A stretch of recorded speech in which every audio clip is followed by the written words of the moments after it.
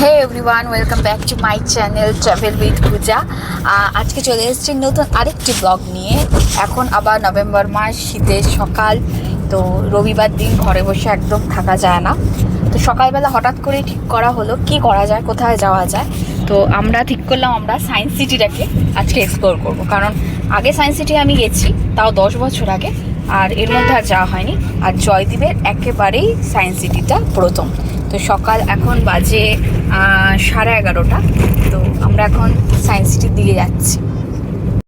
তো যারা science city আগে কখনো যাওনি, বা যারা আমার মতো 10 বছর আগে গেছো, তাহলে তারা আবার দেখে নাও এই ব্লগটি। তো তোমরা আমার সাথে থেকো। সায়েন্স সিটি পৌঁছে আমি বলবো এদের পার্কিং এরিয়া নিয়ে। এদের পার্কিং এরিয়া কিন্তু বেশ বড়, যেখানে রোপওয়ের টিকিট দেওয়া হচ্ছে সায়েন্স সিটি ভেতরে যাবার জন্য। তার পাশে এই রাস্তা দিয়ে কিন্তু পার্কিং এরিয়াতে যেতে হবে। দূরে মা ফ্লাইওভার দেখা যাচ্ছে, সে মা ফ্লাইওভারের অপোজিট রাস্তা দিয়ে প্রবেশ করেই কিন্তু পার্কিং এরিয়ায় যেতে হবে এবং সায়েন্স সিটির ভেতরে ঢুকতে হবে। সায়েন্স সিটি প্রবেশ মূল্য কিন্তু ইন জেনারেল সবার জন্য ইন্ডিভিজুয়াল 70 টাকা। যদি কেউ গ্রুপে আসে, মিনিমাম গ্রুপের মেম্বার হতে হবে 25 জন, তাহলে তাদের জন্য 60 টাকা। আর রোপের জন্য দিতে হবে 75 টাকা। আর যারা গ্রুপে আসবে তাদের দিতে হবে আরও এক্সট্রা 60 টাকা। সায়েন্স সিটি প্রতিদিনই খোলা থাকে সকাল 10:30 থেকে বিকেল 6:30 পর্যন্ত। আমরা রোপওয়েতে যাব না বলে সামনের টিকিট কাউন্টার দিকে চলে গেলাম। এই টিকিট কাউন্টারে একটা ডিটেলস আমি এখানে দিয়ে রাখলাম, যারা ভালো করে ডিটেলসে দেখতে চাইছো তারা একটা স্ক্রিনশট নিয়ে নিতে পারো। শীতকাল পড়ছে বলে কিন্তু এখানে লাইন অনেকটাই আছে, তাই চেষ্টা করবে যতটা সকালে আসা যেতে পারে।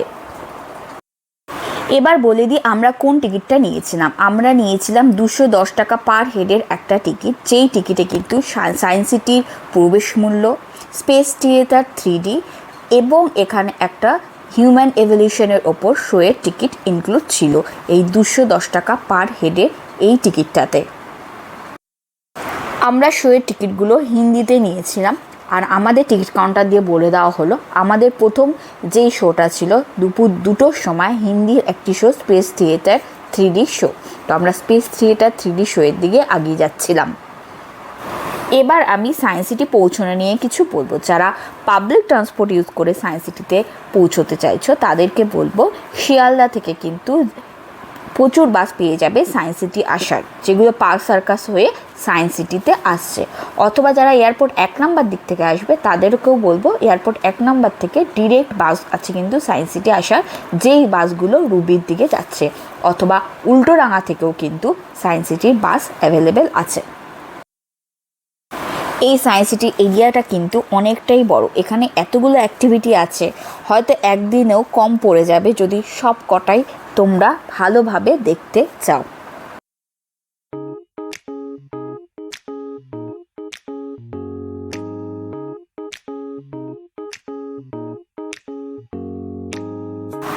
এখানে হলো time machine.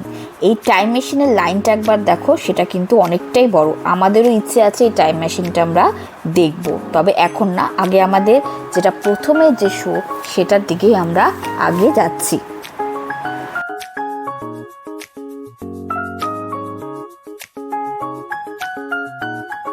Space theatre 3D এখানে হচ্ছে লাইনটা দেখো কতটা বড়। হলে ঢোকার সাথে সাথে আমাদেরকে একটি 3D গ্লাস দিয়ে দেওয়া হলো, আর বলা হলো এই 3D গ্লাস হারালে কিন্তু 4000 টাকা জরিমানা। তো আমরা এই 3D গ্লাস পরে এখানে যে যার মতো কিন্তু সিটে বসে যাবে, ফার্স্ট কাম ফার্স্ট সার্ভ।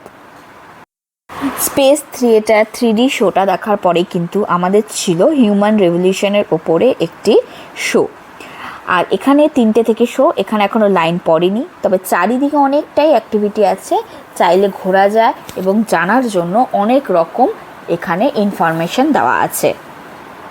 এখানে আবার বলে রাখি আমাদের কিন্তু 210 টাকা প্রবেশ মূল্যের মধ্যে এই শোটাও ইনক্লুড আছে।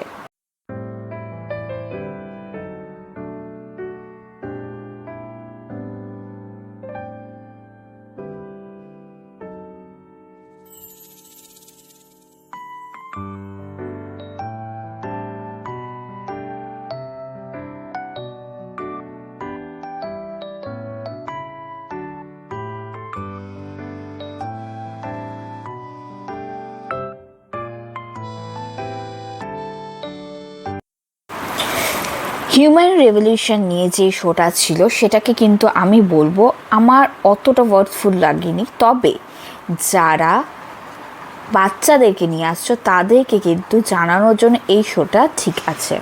আর এর পাশে বেরিয়েই আছে এরকম 3D মডেল দিয়ে বুঝিয়ে দেওয়া হয়েছে আমাদের পূর্বপুরুষেরা কেমন ছিল, আমরা কীরকম ছিলাম। তবে এটা শো থেকে বেরিয়ে, শোয়ের ভেতরে ভিডিও অ্যালাউ ছিল না বলে আমি করতে পারিনি।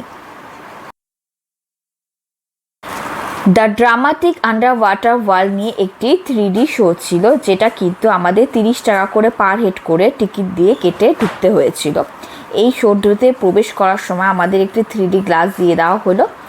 আর ভেতরে যেহেতু ক্যামেরা অ্যালাউ নেই বলে আমি ভিডিওগ্রাফি করতে পারিনি, তবে যারা ফ্যামিলি নিয়ে আসছো তাদেরকে বলবো 30 টাকা দিয়ে এই 3D শো কিন্তু মন্দ নয়। চন্দ্রযান, মঙ্গলযান সব কিছুরই কিন্তু এখানে রেপ্লিকা রাখা ছিল, যেটা কিন্তু সত্যি খুব সুন্দর, দেখে মনে হচ্ছিল যেন অরিজিনাল।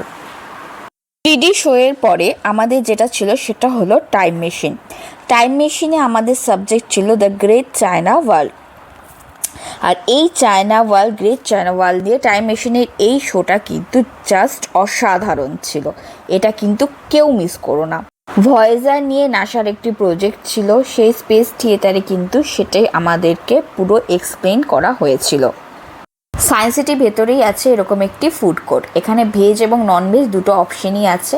এখানে বসে খাওয়ার ব্যবস্থা আছে, খাবার অর্ডার করতে হবে, বিল করতে হবে, বিল করে খাবার নিয়ে এই এরিয়াতে বসতে হবে। যারা দাম দেখতে চাইছো তারা স্ক্রিনশট নিয়ে রেখো, আর ওই কাউন্টার থেকে বিল করেই এখানে এই সবগুলোতে দিতে হবে এবং এখানে বসে খেতে পারো। খাবারের দাম কিন্তু বাইরে থেকে তুলনামূলক বেশি, তবে খাবারের কোয়ালিটি এবং কোয়ান্টিটি আমার ভালো লেগেছে। আর আমরা একটু বিকেল হয়ে গেছিলো বলে জায়গাটা একটু ফাঁকা ছিল, তবে দুপুরে বেশ অনেকটাই ভিড় ছিল। আফটার লাঞ্চ আমরা আবার সায়েন্স সিটিকে এক্সপ্লোর করতে বেরিয়ে গেলাম। আমাদের আরও অনেক অ্যাক্টিভিটি যেগুলো এখানে আছে সেগুলো দেখা বাকি ছিল, সেগুলো সায়েন্স এক্সপিরিয়েন্সগুলোই আমরা করছিলাম। এখানে নিচে বলে দেওয়া আছে কার ওপর কি এক্সপেরিমেন্ট করতে হবে, আমরা সেগুলো পড়েই দেখে করছিলাম এবং আমরাও এখানে বাচ্চাদের মতোই আনন্দ করছিলাম।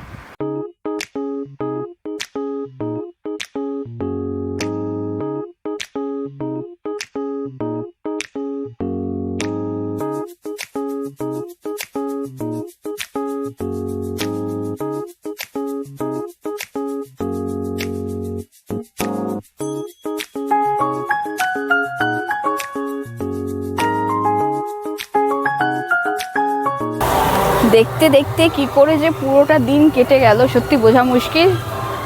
সারা দিন কেটে গেল, সন্ধ্যে হয়ে গেল। একে শীতকাল বলে 5টা থেকেই সূর্য ডুবে গেছে, অন্ধকার হয়ে গেছে। তো সন্ধ্যে হতে চললে, এমনিতে এটা মনে হয় 6:30টাতে বন্ধ, সবাই তাই বলছিল। ড্রিঙ্কিং ওয়াটার থেকে শুরু করে টয়লেট, বিভিন্ন কর্নারে এখানে কিন্তু সুব্যবস্থা আছে। টিফিনেরও ব্যবস্থা আছে, যেটা আমি অবশ্যই তোমাদের দেখিয়েছি। ড্রিঙ্কিং ওয়াটারেরও ব্যবস্থা আছে, আর টয়লেট কিন্তু চারিদিকে ছড়িয়ে ছিটিয়ে আছে। অনেকে আমাকে জিজ্ঞেস করে আমার ব্লগগুলো দেখে প্রাইমারি রিকোয়ারমেন্টগুলোর কথা, তাই আমি এগুলো মেনশন করে দিচ্ছি।